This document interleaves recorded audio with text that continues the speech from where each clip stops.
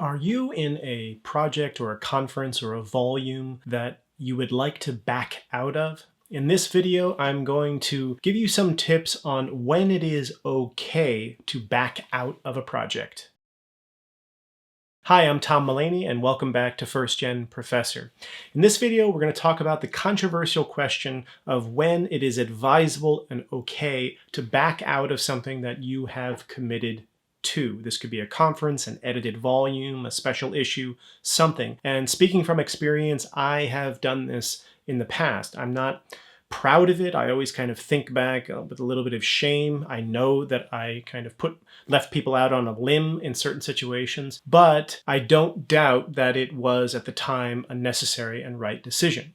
So what I'd like to give is some tips on when to decide when you should back out and what kind of planning you should do so you can avoid this situation in the first place. Let's begin with a few red flags or situations which tell you that maybe now is the time to back out of something. A first context in which it is reasonable to back out of a project is if the project itself, completely separate from you and your timetable, is dragging on and on and on at no fault of your own. Let's say that you are an early career scholar, you are coming up on a review or a promotion, or maybe you're going to apply to another job, then it has an effect on you if you have some, let's say, chapter just frozen in somebody's hard drive, which is going nowhere, even though you have finished it. Perhaps another contributor to that project is delayed, maybe for good reasons, maybe just out of procrastination, but the end result is that your work is just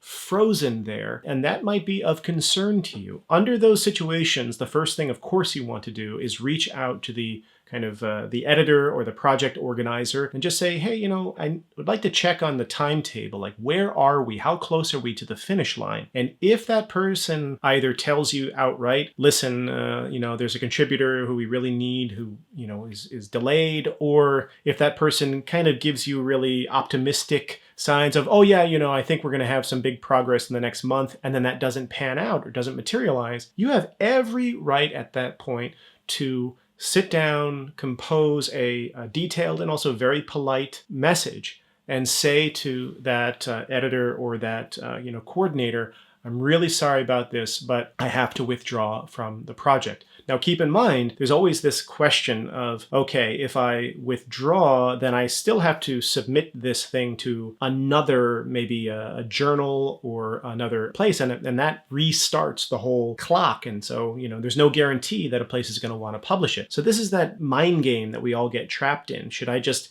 stay in this thing that's not going anywhere, or should I withdraw, take my chances, with another project? That's something that only you can decide. But if you're staring down promotion review or something of that nature, you may consider this. A second issue deals more with you yourself, like not kind of blaming somebody else for delays, but something or a realization that you have come to on your own. And this is that realization that if you were going to see a particular project through that you have committed to, that it is going to be the source of pure pain for you intellectually, and so forth and so on. That, back when you were first invited to do something, or you volunteered perhaps to do it and it sounded like a great idea, maybe that excitement was based on a very poor understanding of yourself and also kind of where you're headed intellectually in your career. Maybe you said yes because of peer pressure, because of,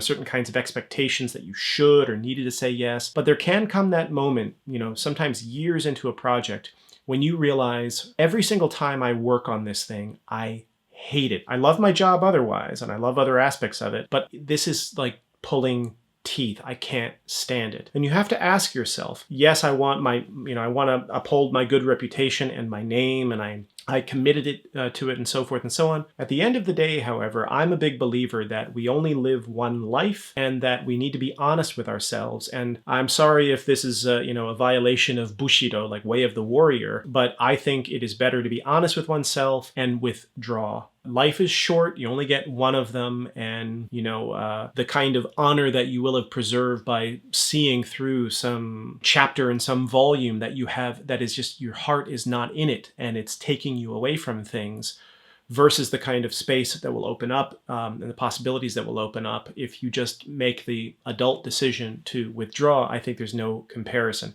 Now, in that situation, you should make sure that you compose a very detailed and heartfelt message to the coordinator with the understanding that you are really screwing things up for them, potentially. It may not be a big deal, like if it's an edited volume with 30 people in it, then who cares?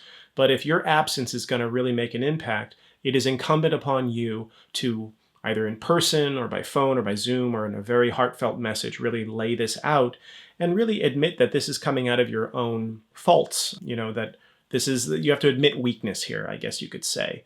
Now, even with that, however, I do think that in the long run, it is the better decision to make rather than just suffer just out of this kind of commitment. A third context in which I think withdrawal is reasonable is connected to the second one. And this is the question of whether or not this commitment that maybe your heart is just completely not in, it's just grueling work, why in the hell did I ever say yes to this, is seriously drawing your energy away from what you need to be doing to have a successful career or to, for lack of a better word, just enjoy the career you have. The point of entering academia and entering the life of research and teaching and so forth and writing is not to just hate every, last second of it. And again, I do believe in honor and all of that sort of stuff, but I don't think that you should sacrifice years and years and years of your career out of some misguided sense that the world will, split in two if you admit your weakness, admit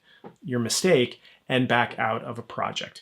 Again, sit down, write a very heartfelt message, a very heartfelt conversation. It's going to be an awkward one, but the other person deserves it. But don't keep throwing good money after bad just because you made a bad decision and said yes to some project when really you should have said no.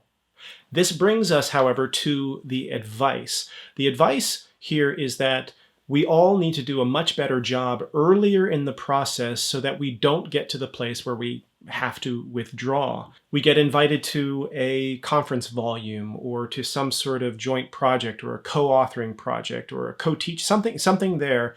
We see that initial email, and we all need to do a better job of having sober and slower reflection and also a better awareness of ourselves before we say yes to such a project. Oftentimes, it's sort of the intellectual FOMO, the fear of missing out. The person who is writing this invitation, they're trying to get us to say yes. So they tell us like, oh, this famous author is in the book and this famous author and this famous author. And we want you to be like the person to write about, in my case, to be the China chapter.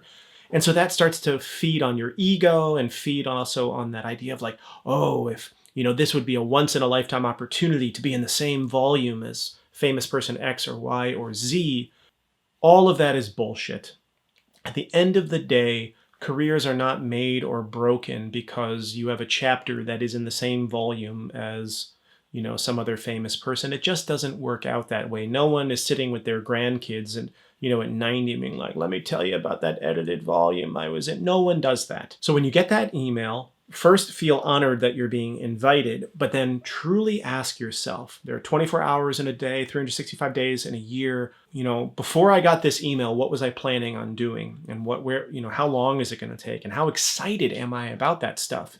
Do I want to stop doing that? Or like for, a good portion of each week, stop doing that and do this other thing? Right now, it might seem all giddy and exciting, but what about a year, 2, 3, 4 years from now? Maybe the better answer is thank you, but no.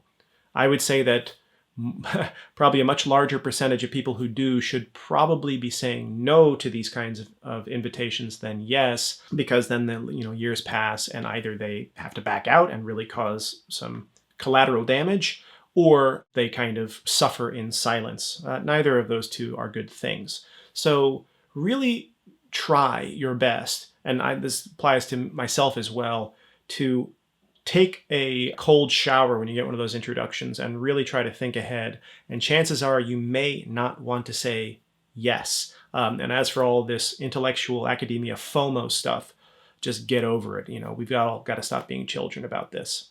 Another reason for backing out of a project is when you come to learn far more about the project than you did when you were first invited. So when people invite you to a volume, or especially a conference or a workshop that's going to lead to a volume, they don't always do a great job of explaining it honestly. Sometimes they pitch it differently to every person they invite, and they custom tailor it. And so each recipient of that invitation has a vision in their mind of what it's going to be like. And then they show up at the workshop.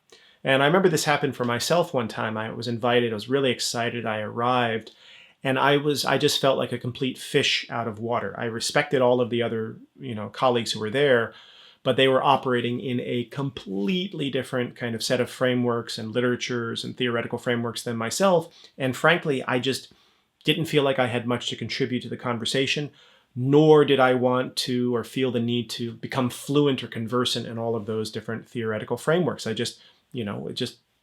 might be interested to watch a talk on it, but I did not want to, invest the time. So it was after that conference, and when I started trying to write this piece, that I had to, send this awkward withdrawal breakup letter to the organizer. Probably I didn't write it that well because I think the person was really pissed at me. I've never heard from them since.